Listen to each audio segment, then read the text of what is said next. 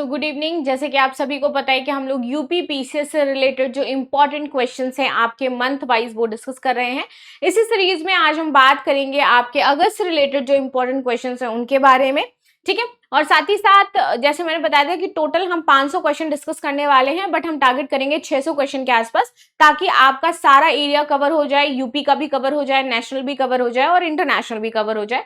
Question form में होने वाला है, आप सभी को आंसर इसमें देना है। ऐसा नहीं कि बस देखते रहो, बाद में मैं एक्सप्लेन करूंगी तो देख लोगे।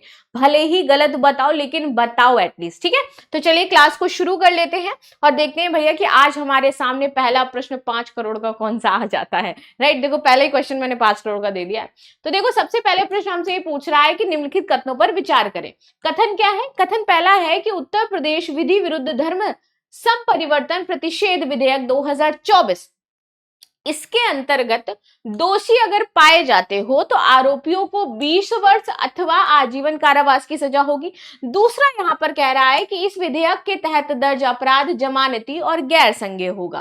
ठीक है, इन दोनों ही कूट में से कौन से सही हो जाते हैं भाई? केवल एक सही है, केवल दो सही है, दोनों सही है, या फिर दोनों ही गलत हो जाते हैं? तो जल्दी से बताओ इसका राइट आंसर क्या हो जाएगा, ए, बी, सी या फिर डी? कितने लोग कह रहे हैं कि ए इज द राइट आंसर? जल्दी जल्दी से बताइए भाई, राइट आंसर क्या हो जाएगा।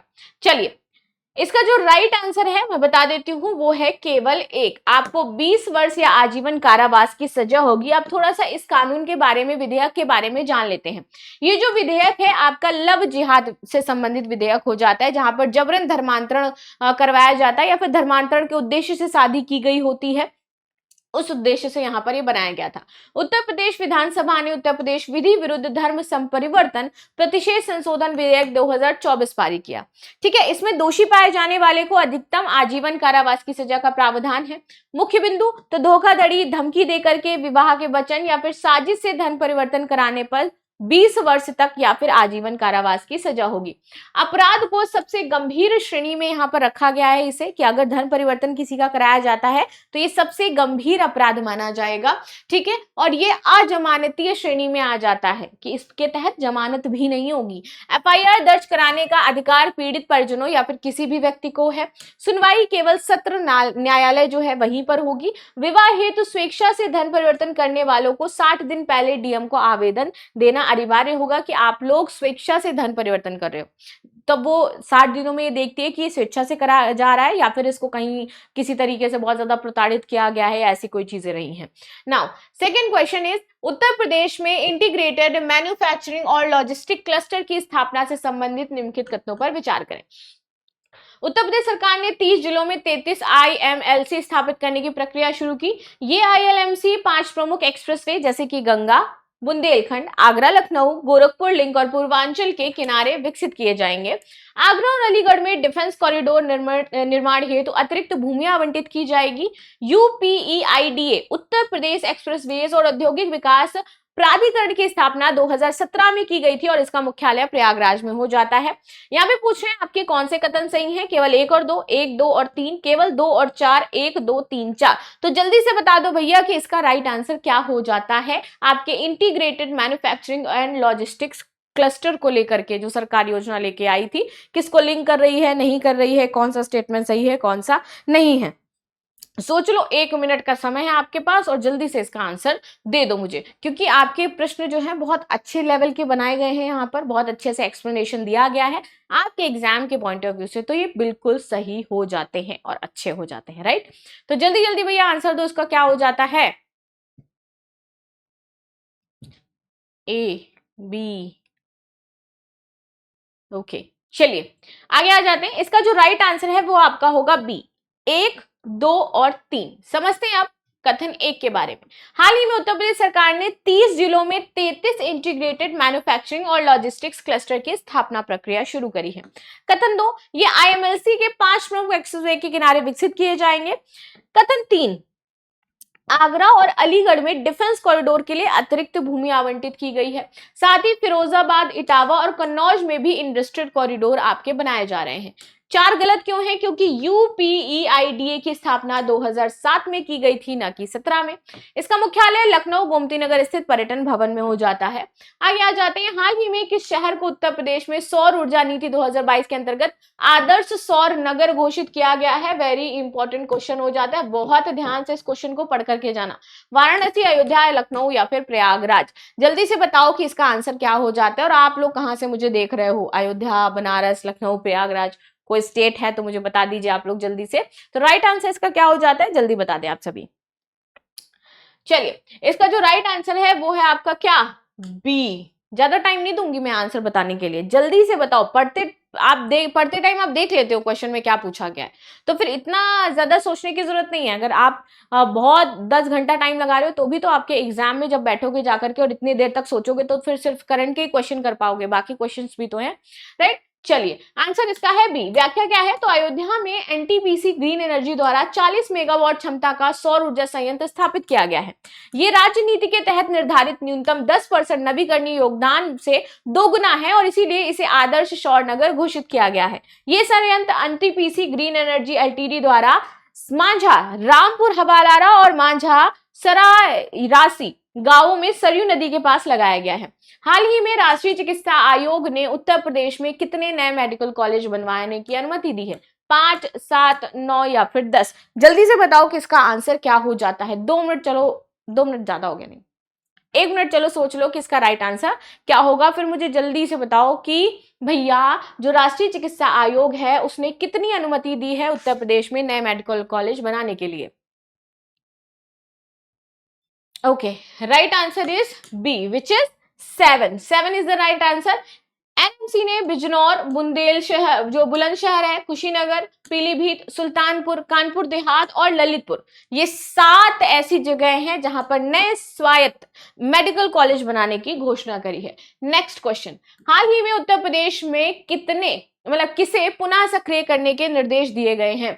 महिला helpline number, anti Romeo squad, police patrolling team या फिर सुरक्षा गार्ड्स? तो ये पुनः सक्रिय होंगे, यानी कि पहले भी थे लेकिन बीच में ये इनकी सक्रियता थोड़ी कम हो गई थी, लेकिन अब वापस ये पुनः सक्रिय किए जा रहे हैं। तो ये कौन से प्लेस हो जाते हैं, जल्दी से बताइए, विच इज द राइट आंसर। ठीक है, महिला helpline team, anti Romeo squad, police patrolling team या फिर सुरक्षा गार्ड? चलिए, राइट आंसर इसका हो जाता है एंटी रोमियो स्क्वाड को वापस से पुनः सक्रिय किया जाएगा। देखिए, मुख्यमंत्री योगी आदित्यनाथ ने महिलाओं की सुरक्षा सुनिश्चित करने और भय मुक्त वातावरण बनाने के लिए एंटी रोमियो स्क्वाड शुरू कर दिए हैं। अब जो भी इसके तहत पकड़ा जाएगा तो उसको क्या चलेगा? डंडा चलाया जाएगा भाई, पैरों में डंडा। ठीक है, महिला सुरक्षा को प्राथमिकता देने और भय मुक्त वातावरण सुनिश्चित करने के लिए ये कदम सरकार ने उठाया और मुझे लगता है ये बेहतरीन कदम है सरकार के द्वारा जो उठाया गया है, राइट। आगे आ जाते हैं, उत्तर प्रदेश सरकार कृषि व्यवसाय परियोजना किसके वित्त पोषण से शुरू की जा रही है? एशियन डेवलपमेंट बैंक, विश्व बैंक, ठीक है, भारतीय रिजर्व बैंक या फिर भारत सरकार? तो राइट आंसर इसका क्या हो जाता है, जल्दी से बताइए भाई कि किसके थ्रू यहां पर आपकी ये जो कृषि व्यवसाय परियोजना है इसको वित्त पोषित किया जा रहा है, किसके थ्रू किया जा रहा है? एशियन डेवलपमेंट बैंक, विश्व बैंक, भारतीय रिजर्व बैंक या फिर भारत सरकार? ठीक है, राइट आंसर क्या होगा, जल्दी से बताओ। B is the right answer, विश्व बैंक के द्वारा ये काम किया जा रहा है। चलो इसको थोड़ा सा समझते हैं। ठीक है, व्याख्या क्या है इसकी? तो उत्तर प्रदेश सरकार ग्रामीण आय बढ़ाने के लिए विश्व बैंक द्वारा वित्त पोषित 4000 करोड़ रुपए की कृषि व्यवसाय और उद्यमिता परियोजना शुरू करने वाली है। 4000 करोड़ रुपए यहाँ पर आपके किसने दिए हैं? विश्व बैंक ने दिए हैं। पूर्वी उत्तर प्रदेश और बुंदेलखंड क्षेत्र में 28 जिलों के किसान कृषि समूह, कृषि एमएसएमई को यहाँ पर लाभ होगा। परियोजना से 10 लाख किसानों को लाभ मिलेगा, जिसमें कृषि एसएचजी से जुड़ी 30% ग्रामीण महिलाएं शामिल हैं। विभाजन विभीषिका स्मृति दिवस मनाने का मुख्य उद्देश्य क्या है? राजनीतिक जागरूकता बढ़ाना। सेकंड, धार्मिक भेदभाव, दुश्मनी, दुष्भावना को समाप्त करना और एकता और सामाजिक सद्भावना बढ़ाना। पर्यटन को बढ़ावा देना या फिर स्वतंत्रता संग्राम में शहीदों को याद करना। इसका मेन मोटिव क्या हो जाता है, तुम लोग बताओ, तब तक मैं पानी पी लेती हूँ। राइट आंसर है इसका क्या? बी। चलो समझते हैं, ये दिवस विभाजन की जो भयावह घटना है उसको बताने के लिए, लोगों के मन में उसकी जागरूकता जो है उसको पैदा करने के लिए, और सद्भावना यानी एकजुट हो, कैसे हम विभाजित हुए, क्योंकि हम एक साथ नहीं थे ना, हमारे अंदर सद्भावना नहीं थी, हमारे अंदर एकता नहीं थी। और जब एकता होती है तब विभाजन हमें कोई भी नहीं कर सकता, नहीं विभाजित कर सकता। हमारे राजा महाराजा के अंदर लालच था, वो उन्होंने अपने राज्य के लालच में, पैसों के लालच में क्या किया, धीरे धीरे धीरे धीरे अंग्रेजों में वो बिक गए। तो यहाँ पर ये चीज है कि हम विभाजन के दौरान जितने लोगों की मृत्यु हुई है हमारे कारण मतलब इन द सेंस कि स्वतंत्रता के बाद जो कुछ नेताओं ने डिसीजंस लिए उसकी वजह से क्या क्या दिक्कतें हुई, कैसे कैसे ये जो आजादी है उसके मूल्य क्या चुकाए हैं हमने, कैसे हमने विभाजन को झेला है, ताकि लोगों के मन में इसको लेकर के प्रेम भावना बढ़े, सद्भावना बढ़े और वो एक दूसरे के साथ द्वेष ना रखें। इसी उद्देश्य से आपका ये शुरू किया गया था। उत्तर प्रदेश सरकार का पर्यटन क्षेत्र में 2028 तक का लक्ष्य क्या है? इसको हमें 2 गुना करना है, 3 गुना करना है, 5 गुना करना है या फिर 7 गुना करना है? जल्दी से बताइए भैया कि इसका राइट आंसर क्या हो जाता है, कितने गुना करना है? उत्तर प्रदेश सरकार का जो पर्यटन क्षेत्र 2028 तक का लक्ष्य है वो लक्ष्य क्या हो जाता है? और किसी भी स्टेट की इकोनॉमी के लिए जो पर्यटन है वो बहुत ही ज्यादा इंपॉर्टेंट हो जाता है, क्योंकि इससे क्या होता है भैया, बहुत सारे लोगों को रोजगार भी मिलता है, उनके पास पैसा आता है, तो वो स्टेट की जो इकोनॉमी है वो बूस्ट करती है, तो ये बहुत ही महत्वपूर्ण रोल अदा करता है, इट मींस राइट। तो इसीलिए बहुत ही ज्यादा इंपॉर्टेंट भी हो जाता है ये। तो जल्दी से बताओ इसका राइट आंसर क्या हो जाएगा, राइट?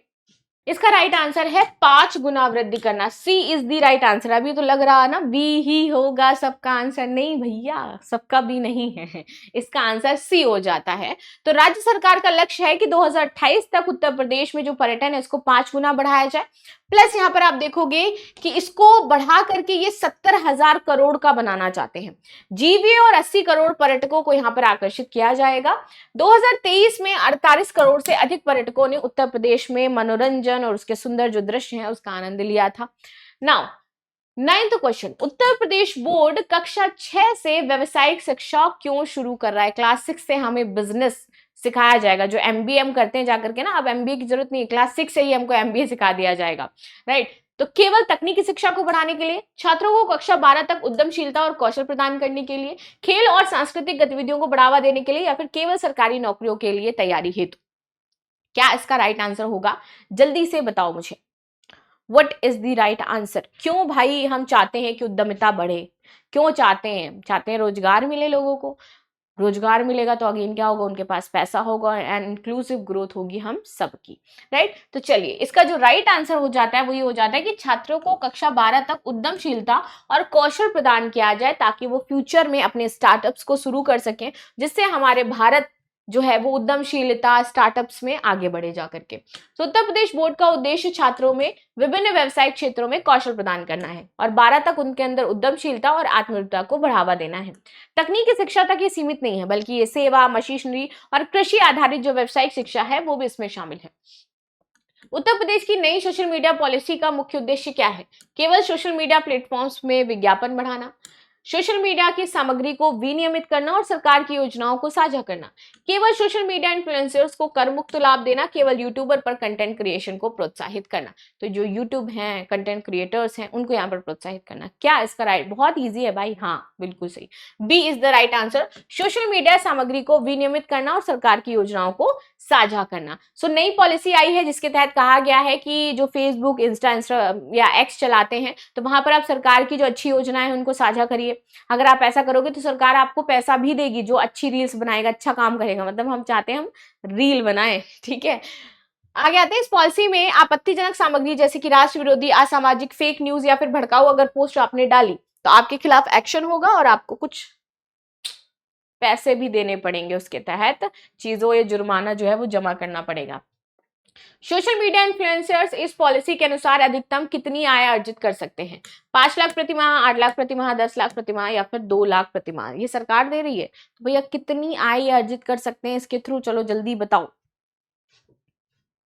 राइट आंसर है 8 लाख प्रति माह तक सरकार ने बोला है कि आप लोग जो भी इन्फ्लुएंसर्स हो, सरकारी योजना यदि साझा करते हो तो हम आपको 8 लाख रुपए देंगे आपके यूट्यूब वीडियोस, शॉर्ट्स, इन सब के लिए, ठीक है। उत्तर प्रदेश सरकार ने संस्कृत विश्वविद्यालयों के विद्यार्थियों के लिए नई छात्रवृत्ति योजना में पारिवारिक आय की न्यूनतम सीमा क्या रखी है?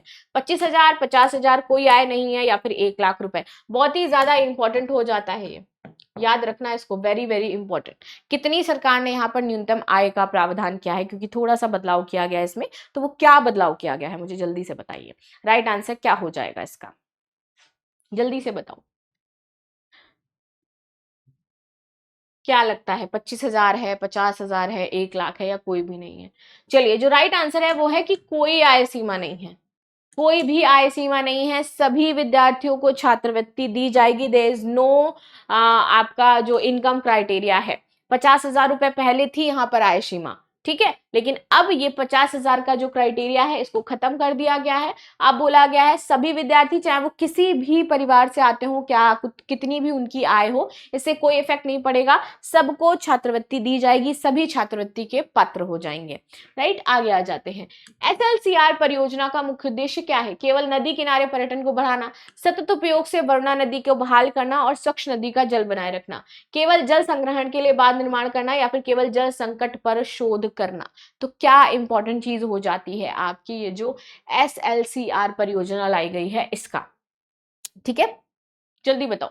देखिए, इसका जो राइट आंसर है वो बी हो जाता है कि सतत उपयोग को बढ़ाना और वरुणा नदी जो हमारी हो जाती है उस पर हमें थोड़ा सा काम करना है। हाल ही में भारत और डेनमार्क के बीच हरित रणनीतिक साझेदारी ने प्रमुख सहयोग को सुगम बनाया है। इसके परिणाम स्वरूप वाराणसी में स्वच्छ नदियों पर स्मार्ट जो प्रयोगशालाएं हैं वो आपकी बनाई जाएंगी। एसएलआर का उद्देश्य है वरुणा नदी को बहाल करना और सरकारी एजेंसियों, शैक्षणिक संस्थानों, स्थानीय समुदायों के साथ सहयोग करना और स्वच्छ नदी का जल बनाए रखना। आगे आते हैं। हाल ही में बिहार के गोपालगंज में पुलिस ने कैलिफोर्नियम नामक पदार्थ जब्त किया। ये किस प्रकार का तत्व है? प्राकृतिक धातु है, सिंथेटिक रेडियोधर्मी धातु है, हैलोजन तत्व है, या फिर क्षारीय धातु है? इस टाइप के क्वेश्चन पूछे जाते हैं, ये आपके वेरी इंपॉर्टेंट कैटेगरीज में आ जाते हैं। तो चलो बताओ कि ये जो हाल ही में बिहार सरकार ने पकड़ा था कैलिफोर्नियम, ये पदार्थ जो है वो किस प्रकार का तत्व है? प्राकृतिक धातु है, सिंथेटिक रेडियोधर्मी है, हैलोजन तत्व है, या क्षारीय धातु है? चलिए, इसका जो राइट आंसर है वो क्या हो जाएगा? बी, ये सिंथेटिक रेडियोधर्मी धातु हो जाती है। कैलिफोर्नियम सिंथेटिक और अत्यधिक रेडियोधर्मी धातु है। कैलिफोर्नियम सिंथेटिक जो है ये आपकी क्यूरियम पर हीलियम आयनों की बमबारी से बनता है। इसका नाम कैलिफोर्नियम राज्य और कैलिफोर्निया विश्वविद्यालय बर्कले के नाम पर रखा गया था। लास्ट है हमारा, एसएलसीआर परियोजना किसके तहत स्थापित की गई? केवल भारत सरकार, भारत और डेनमार्क सरकारों की हरित रणनीतिक साझेदारी, केवल आईआईटी बीएचयू, या फिर राष्ट्रीय स्वच्छ गंगा मिशन के तहत? तो जल्दी से बता दो राइट आंसर क्या है, क्योंकि ये वाला एक क्वेश्चन तुम देख चुके हो पहले, तो तुम्हारे दिमाग में होना चाहिए, अभी मैंने बताया था। बिल्कुल सही, बी, भारत और डेनमार्क सरकारों की हालिया जो आपकी परियोजना है इसके तहत, जिसमें आईआईटी बीएचयू और भारत सरकार की जल संसाधन विभाग भी आपके शामिल हो जाते हैं। 16, मुख्यमंत्री युवा उद्यम विकास अभियान योजना का मुख्य उद्देश्य क्या है? केवल उद्योगों के लिए निवेश को बढ़ाना, युवाओं को सशक्त बनाना और उद्यमिता को बढ़ावा देना, केवल स्टार्टअप कंपनियों को विदेशी निवेश दिलाना, या फिर केवल स्वरोजगार को बढ़ावा देना?